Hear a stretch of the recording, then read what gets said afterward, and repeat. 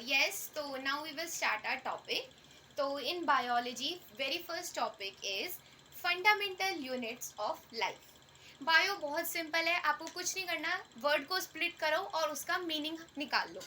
Fine, wait a minute, I will just adjust my camera first. Yes, तो आपको कुछ नहीं करना है, आपको सिर्फ वर्ड्स को स्प्लिट करना है और उनका मीनिंग निकाल लेना है. जैसे कि फर्स्ट ऑफ ऑल आपको बोला गया है fundamental unit of life is cell. क्या बोला इन्होंने? Your fundamental unit of life is equals to cell. तो इस बात से ही ये क्लियर हो जाता है fundamental. What is meaning of fundamental? Fundamental का क्या मीनिंग हो सकता है? फंडामेंटल मतलब your basics. You know your basics is known as fundamental. Unit we all know. तो कहा जा रहा है जो आपकी पूरी लाइफ है, जो उसका बेस है, वो आपका सेल होता है. क्लियर? तो सबसे पहले लिखा गया all living beings are made of cell. जितने भी आपके लिविंग बीइंग्स हैं वो सेल के बने हुए हैं. Now very important thing, living beings cell के बने हुए हैं, तो क्या नॉन लिविंग सेल्स के नहीं बने हुए हैं? नॉन लिविंग बीइंग सेल्स के नहीं बने हुए. तो एक मिनट के लिए आप वीडियो को पॉज कीजिए. Just pause a minute video for a minute and think कि फिर नॉन लिविंग बीइंग्स किस चीज़ के बने हुए हैं. क्या वो शेपलेस होते हैं non living beings? No, shapeless नहीं होते नॉन लिविंग बीइंग्स. तो आपकी जो नॉन लिविंग थिंग्स हैं वो मॉलिक्यूल्स के बने हुए हैं. अगर वो मॉलिक्यूल्स हमने पढ़ रखा है, बहुत ज़्यादा पास पास हैं तो सॉलिड हो जाएगा, विद इन अ डिस्टेंस है तो लिक्विड हो जाएगा, बहुत दूर दूर है तो वो गैसेस हो जाएगा. करेक्ट? तो all living beings are made of cell. क्या होता है, जैसे आपके पास नॉन लिविंग बीइंग्स में ऐसा होता है, you know, this is your, what is this, ये क्या है आपके पास? Solid. And these are your molecules. अब मैंने क्या करा, ओफो, तो अब मैंने इन्हें थोड़ा थोड़ा डिस्टेंस में बनाना स्टार्ट कर दिया. तो ये क्या हो जाएगा आपके पास? लिक्विड हो जाएगा. लिक्विड हो जाएगा. करेक्ट? अब मैंने क्या करा, एक इधर बना दिया, एक इधर बना दिया, एक इधर बना दिया, एक इधर बना दिया, एक इधर बना दिया, एक इधर बना दिया. तो ये सब क्या हो जाएंगे? ये सब तो हो जाएंगे आपके पास मॉलिक्यूल्स. और ये पूरा आपके पास हो जाएगा गैस. करेक्ट है ना? इतनी बात तो क्लियर हो गई ना? तो इसी तरह से लिविंग बीइंग्स जो हैं वो आपके सेल्स के बने होते हैं. अब आप एग्जांपल लेके देखिए. आपने देखा कि वॉल्स हो बनती हैं. वॉल्स हो गई, मतलब I am standing in a room, तो मैं अगर एक वॉल को लूँ तो एक वॉल भी कैसे बनी होगी? ब्रिक्स लगेंगी. कैसे लगेंगी? ब्रिक्स ऐसे लगेंगी कि this will be the one brick, second brick, next brick, next brick. ईट, ईट जिसे हम लोग बोलते हैं, तो ईट ईट से बन के आपकी एक पूरी वॉल बन जाएगी. देन क्या होने वाला है? Then your walls are going to combine in such a manner कि your room is forming. Correct? आपके पास वॉल बन गई. सबसे पहले आपके पास एक ब्रिक आई, ब्रिक से वॉल बनी, वॉल से रूम बना. बहुत सारे रूम्स आपस में जॉइन हो के एक फ्लोर बनाएंगे. आप अपने स्कूल का एग्जांपल ले लीजिए कि यू नो ब्रिक्स जॉइन हो के वॉल्स बना रही हैं, वॉल्स जॉइन होकर क्लासरूम्स बना रहे हैं, और क्लासरूम जॉइन होके फ्लोर बना रही है, फ्लोर जॉइंस होके स्कूल बना रहा है. इसी तरह से लिविंग बीइंग्स में सेल्स कंबाइन हो के ऑर्गन्स, टिश्यूज बना रहे हैं, टिश्यूज कंबाइन हो के ऑर्गन्स बना रहे हैं, ऑर्गन कंबाइन हो के ऑर्गन सिस्टम बना रहे हैं, और ऑर्गन सिस्टम कंबाइन होकर हम लोग बनते हैं. क्लियर? तो ऐसे ही आपको बायो पढ़नी है. सबसे पहले हम सेल के बारे में पढ़ेंगे, फिर उसके बाद हम टिश्यूज के बारे में पढ़ेंगे, एंड देन हम लोग ऐसे ऐसे धीरे धीरे करके पूरा पढ़ेंगे. तो ठीक है? तो सेल, तो all cells comes from pre-existing cells. Yes, first of all, everyone go and take a copy and pen with you. अगर आपने अभी तक नहीं लिया, क्योंकि you can achieve everything in your life. Everything is easy if you are crazy. Nothing is easy if you are lazy. So please do go and bring a copy, please, and a pencil with you. At least make notes. तो all cells comes from pre-existing cells. कोई ना कोई cell किसी ना किसी cell से evolve हुआ ही हुआ है. कैसे हुआ है? Let's have a watch. This is your cell, okay, and this is your nucleus. अब न्यूक्लियस क्या होता है, कैसे ये बनता है, क्या होता है इसमें, ये अब हम लोग आगे पढ़ेंगे. फिलहाल हम लोग इतना जान लेते हैं कि दिस इज योर सेल. अब इस सेल में आपके पास डिवीजन हुआ. क्या हुआ? डिवीजन. डिवीजन भी ऑल आर फेमिलियर कि डिवीजन होके आपकी डॉटर सेल्स बनती हैं. तो इसमें डिवीजन होकर दो सेल्स बन गई and these two are the daughter cells. क्या है ये दोनों? These two are your daughter cells. Correct? तो these two are your daughter cells. अब ये डिवीजन जो होता है ये इनमें भी होगा. डॉटर सेल्स अपने आप में डिवाइड करेंगी. ठीक है? This is your first daughter cell, this is your second daughter cell. So this first daughter cell again divides and form these two cells. अब ये वाली जो सेकेंड वाली डॉटर सेल है इसमें फिर से डिवीजन होगा. होगा या नहीं होगा? आप बताओ मुझे. होगा डिवीजन कि नहीं होगा? होगा, ऑब्वियसली डिवीजन होगा. आप लोगों ने देखा है ह्यूमन बीइंग्स में पेरेंट से प्रोजेनी बनती है. प्रोजेनी मतलब चिल्ड्रंस, किड्स बनते हैं. तो ऐसे ऐसे करके पॉपुलेशन बढ़ती जाती है. ऐसे ही फ्लावर्स में होता है, ऐसे ही प्लांट्स में होता है, ऐसे ही हर एक लिविंग बीइंग्स में होता है. तो क्या हुआ? सेकेंड डॉटर सेल में भी डिवीजन हुआ और अगेन आपकी दो डॉटर सेल्स बन गई. क्लियर? क्लियर? इधर तक till now is it clear और not? Okay. So what happens, basically what happens, these cells, you know, these cute ball type cells combine, so these will form your tissues, then organ system, and your proper human being, your living being. So cell, till cell we have complete. Now we will study the types of cells. So from here I am going to give you proper notes. Do remember one thing, don't copy notes from any other one's copy. Make your own notes. वो आपके अपने बनाए हुए notes बहुत ज़्यादा अच्छे होंगे कि आप किसी और के नोट्स देखें. So please do make your own notes. Number 1, who is the scientist who invented cell? जिन्होंने आपको सबसे पहले सेल के बारे में बताया वो कौन थे? Scientist was Robert Hooke. Robert Hooke is the first scientist जिन्होंने बोला कि जो सेल है ये होता है. अब क्या होता है वो मैं आपको बता चुकी हूँ. सेल एक छोटा सा यूनिट होता है लाइफ का, जिसे मिलाकर टिश्यूज बनते हैं, फिर आपका proper organ system and living beings बन जाते हैं. तो next is cell is your Latin word. Science में लैंग्वेजेस होती हैं. फॉर एग्जाम्पल, मतलब जो सेल है this is not an English name, cell is not an Hindi name, but it is a Latin word. How it is a Latin word? So cell is your Latin word. How it is a Latin word? Look, आपका जैसे कि italics ले लीजिए आप. Italics जो है you will be studying this in your further classes, not in 9th class. तो आपको ये पता है ये क्या होता है? यस, वेरी टेस्टी मैंगोज, फलों का राजा, you know your mangoes. These tasty mangoes are not mango in science. Their scientific name is Mangifera indica. Mangifera indica.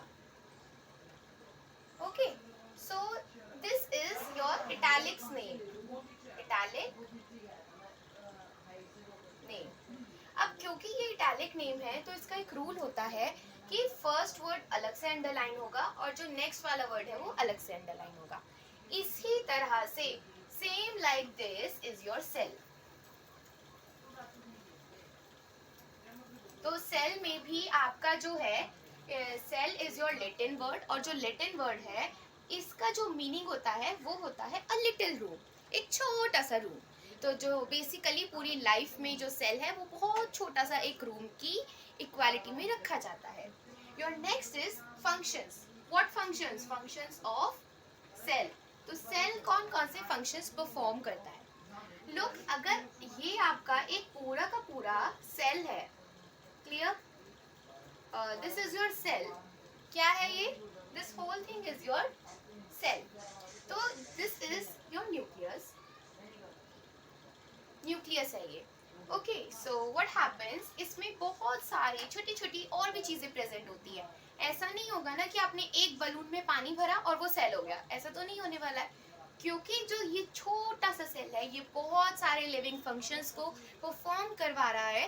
तो इसके अंदर बहुत सारी छोटी छोटी चीजें प्रेजेंट होती है, जैसे कि this. What is this? These are your Golgi bodies. Okay, then you are having like this. This will be your mitochondria. Okay, there are small these ball type structures are also present. These are your ribosomes. Okay, अब ये सब आप consider कर सकते हैं एक swimming pool की तरह. स्विमिंग पूल में क्या होता है, बहुत सारे मतलब you can swim in swimming pool. In the same way cell में ये सारी की सारी चीजें फ्लो करती रहती हैं. क्या करती रहती हैं? फ्लो करती रहती हैं. अब देखो, ऐसा तो नहीं होने वाला है ना कि ये यहाँ पे फ्लो कर गई फिर यहाँ पे फ्लो कर गई. कहीं पे भी ये रैंडमली फ्लो कर सकती हैं. But this your free space is known as cytoplasm. क्या बोलते हैं हम इसे? Cytoplasm. And it is your jelly like substances. Jelly like में क्या होता है? You know, jelly is very squeezy and you can say jelly type is very चिपचिपा जिसे हम लोग बोलते हैं. तो ये सारी चीजें उसमें फिल्ड रहती हैं. अब इन सब चीजों को combinedly Golgi bodies, nucleus, mitochondrias, you know, your ribosomes, there are many others present like lysosomes. These all are known as your cell organelles. What are these? These are known as your cell organelles. जैसे कि mitochondria, this big thing is known as your powerhouse of cell. Cell के powerhouse को ही mitochondria बोलते हैं, क्योंकि cell के पास जितनी भी एनर्जी आएगी कहाँ से आएगी? माइटोकॉन्ड्रिया से आएगी. अच्छा लिसन, इट्स वेरी सिंपल. आप लोगों ने किचन में देखा कि जो किचन होता है वहाँ पे your food is being ready. If your food is being ready, तो फूड खाने के बाद आपको क्या मिलने वाला है? फूड खाने के बाद you are getting energy to do work, to play, to run, to do whatever you want to do. So आपके पूरा मेटाबॉलिज्म के लिए जितनी भी एनर्जी आने वाली है वो सिर्फ और सिर्फ इस माइटोकॉन्ड्रिया से आने वाली है. तो this is known as your powerhouse of cell. Then is your nucleus. So then is your nucleus. Nucleus जो है वो कहलाता है आपका ब्रेन ऑफ सेल. क्या कहलाता है ये? Brain of cell. क्यों? अच्छा लिसन, आपकी पूरी बॉडी में आपको जितनी भी कमांड मिल रही है, you know, whether you want to do good thing, whether you want to do bad things, you know everything. But तो in the same way cell को जितनी भी कमांड मिल रही है वो कहाँ से मिल रही है? वो आपकी न्यूक्लियस से मिल रही है. यानी कि जो मेन फंक्शन है वो आपका न्यूक्लियस करता है. क्लियर? तो इसीलिए this is also known as your brain of the cell. Clear everyone? Yes. So these all are your cell organelles. तो हर एक सेल ऑर्गेनल्स जो है वो आपका अपना अपना फंक्शंस को परफॉर्म कर रहा है. तो सेल बेसिकली आपका स्ट्रक्चरल और फंक्शनल यूनिट कहलाता है. क्या कहलाता है? तो cell function of the cell is organelles. Various organelles are present in your cells which are responsible to do functions of their own. Correct? So cell is also known as your basic structural as well as functional unit of life. Structural and functional unit of life. Functional unit of life.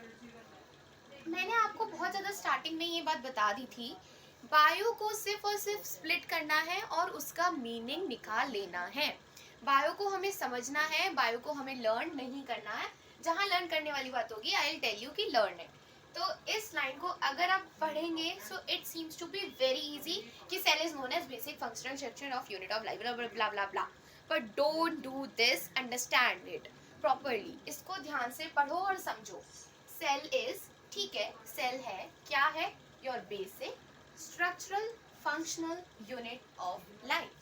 तो functional तो हमने पढ़ लिया कि organelles present होंगे, अगर organelles present होंगे तो माइटोकॉन्ड्रिया से एनर्जी मिलेगी, nucleus will command the cell, brain of the cell, lysosomes अपना काम करेंगे, राइबोसोम्स अपना काम करेंगे, everything will perform its own functions. So basically your cell will perform all the functions, but how it is a structural unit. Structural unit का क्या मतलब है? स्ट्रक्चर से आप क्या समझते हैं? किसी भी चीज को स्ट्रक्चर देना is your structural unit, correct? तो स्ट्रक्चरल यूनिट कैसे होगा? Listen very carefully. सेल सिर्फ ऐसा नहीं है कि मैं बार बार बोर्ड पर ऐसा सेल बना रही हूँ, तो सेल स्फेरिकल ही होता है, ऐसा कुछ भी नहीं है। सेल आपका ऐसा भी हो सकता है, correct?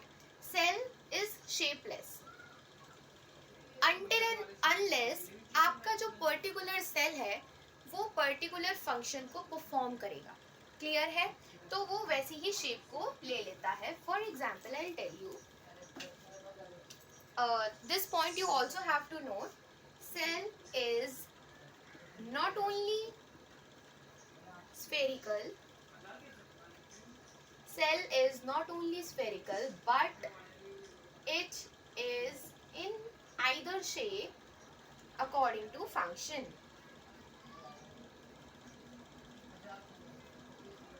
According to its function, जो फंक्शन वो परफॉर्म करने वाला है वो उसी की शेप ले लेता है। फॉर एग्जाम्पल आपके पास एक ऐसा सेल भी होगा, तो can you see what type of cell it is? मैं इसको यहाँ बना देती हूँ। तो have you all written this? वैसे तो आप लोगों ने लिख लिया होगा, नहीं लिखा तो pause this video for a minute and take your screenshot. Okay, I am waiting. Okay, so now I will tell you about the shape of cell. Yes, तो this is your cell. Okay, तो क्या आप देख सकते हैं कि what are the qualities of this cell it is showing you? Yes, तो आप one by one सोचिए। पहली quality, this is your elongated cell. कैसा सेल है ये? elongated cell है। तो basically I'm telling you कि this elongated cell is known as your muscle cell. muscle cell.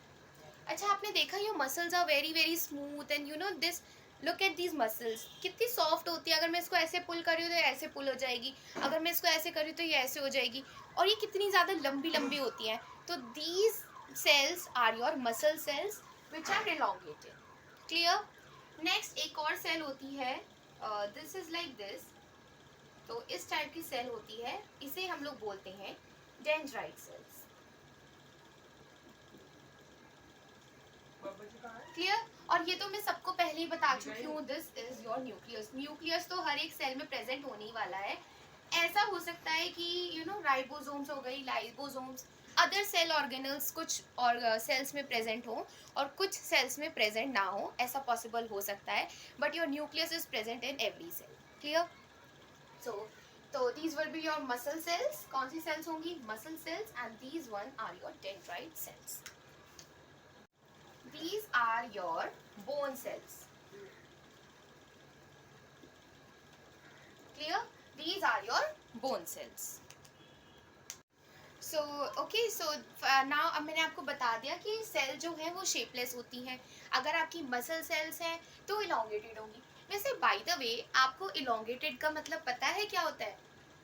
Elongated word से फिर से देखो, वही बात आ गई, स्प्लिट करो और वर्ड का मीनिंग अपने आप निकाल लो।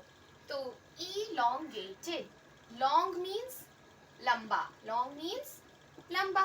तो जो सेल कैसी दिखती हूँ? लंबी लंबी सेल्स हो, वो कौन सी सेल्स हो जाएंगी? elongated सेल्स हो जाएंगी। Then next one is your bone cells, जो बोन्स में प्रेजेंट होंगी वो बोन सेल्स हो जाएंगी, जो आपको रिजिडिटी देंगी, जो आपको स्ट्रक्चर देंगी। तो सेल आपका स्ट्रक्चरल और फंक्शनल दोनों यूनिट्स को परफॉर्म करता है।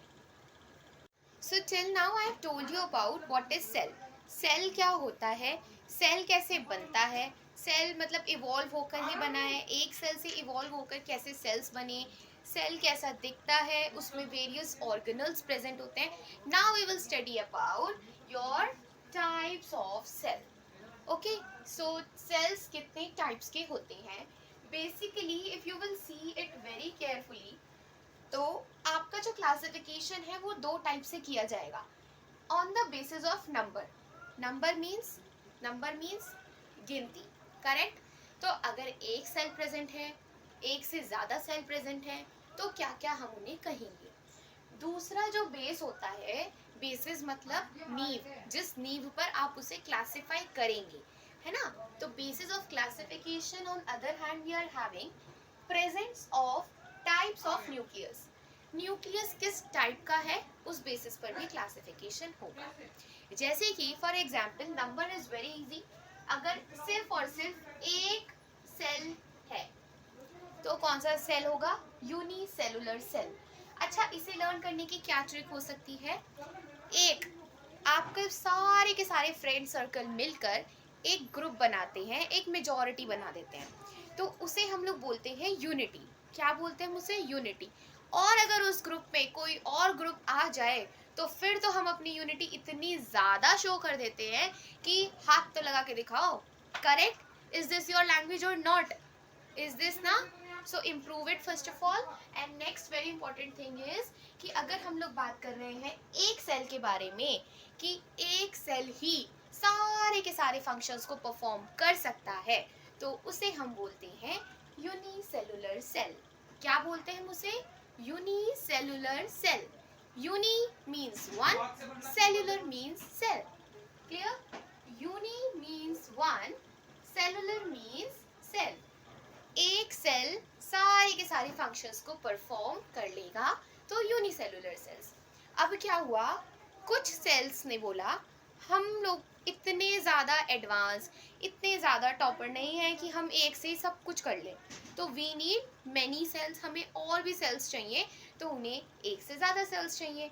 अब उन्हें एक से ज़्यादा सेल्स चाहिए तो वो मल्टी हो जाएगा. क्या हो जाएगा, multi cellular cells. More than one cell is known as your multicellular cell. Next type of classification, this is your first basis. Okay, and this one is your second basis. Okay, so type of nucleus present. Look, क्या होता है, class is one, class teacher is one, class is one. एक ही class में हर type का बच्चा बैठ के पढ़ रहा है. For example there are 35 students studying in only one class and with a one teacher. तो उसी क्लास में वही टीचर वही बात पढ़ा रहा है. किसी बच्चे ने तो उसमें से बहुत ही अच्छा कैच कर लिया, और किसी बच्चे ने अपनी कैपेसिटी के अकॉर्डिंग इतना ही कैच कर पाया. तो उस बच्चे की क्वालिटी पे डिपेंड हुआ ना. अब उसमें टीचर का कोई फॉल्ट नहीं है, फॉल्ट भी बच्चे का भी फॉल्ट नहीं है, but the fault is about its capacity, है ना. So in the same way nucleus में क्या है, अगर आपका न्यूक्लियस सेल, हर सेल में न्यूक्लियस प्रेजेंट होने वाला है, चाहे वो आपका कोई सा भी सेल हो, इन every sell your nucleus is present. अगर वो न्यूक्लियस प्रिमिटिव है, प्रिमिटिव मतलब पुराना है, और बहुत ज़्यादा एडवांस नहीं है, इनकम्प्लीट है, कंप्लीट भी नहीं है, तो वो कहलाता है आपका प्रोकैरियोटिक सेल. अगर आपका जो सेल है उसमें जो न्यूक्लियस प्रेजेंट है, वो न्यूक्लियस आपका फुलफिल नहीं है, इनकम्प्लीट है, और थोड़ा थोड़ा सा बना हुआ है, तो वो कहलाएगा आपका प्रोकैरियोटिक सेल. और ऑन द अदर हैंड इसका जस्ट अपोजिट कर दीजिए, जो आपका न्यूक्लियस है वो वेल डेवलप्ड होगा. डेवलप मीन्स बहुत अच्छे से मॉडिफाई होगा, तो वो आपका कहलाएगा यूकैरियोटिक सेल. लिसन, अब मैं इन सब के बारे में, यूनिसेलुलर, मल्टीसेलुलर, प्रोकैरियोटिक, यूकैरियोटिक के बारे में अब हम लोग वन बाय वन डिस्कस करेंगे, और वीडियो के ड्यूरेशन में ही हम कोशिश करेंगे कि वी विल लर्न इट.